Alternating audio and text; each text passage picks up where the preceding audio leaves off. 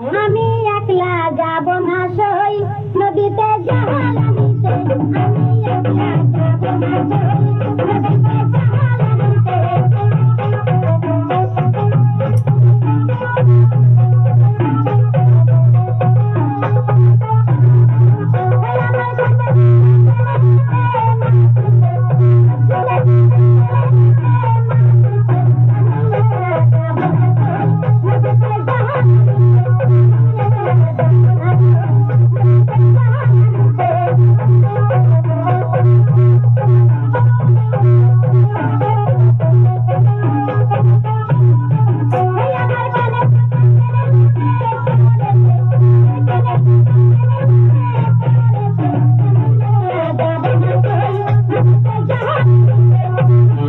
তো hello friends, তো আবারও একটা ভিডিও নিয়ে চলে এলাম।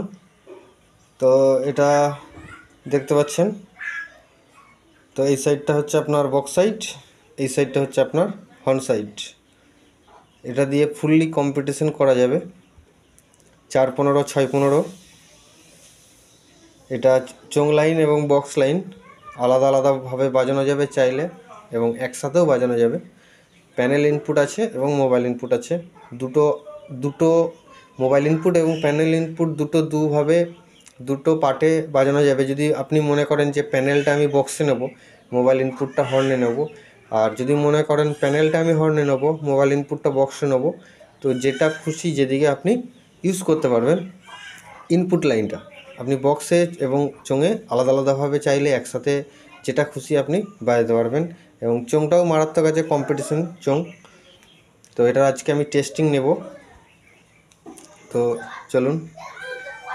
তো এটা মাস্টার আছে, তারপরে যেটা পিক আপ বলে একটা ভলিউম আছে, এটা ফুল পিক আপে দিয়ে রাখতে হবে। তারপরে আপনার একটা হামিং আছে, আপনি যে বেসের মধ্যে গানের মধ্যে যে একটা হামিং নিয়ে আসবেন।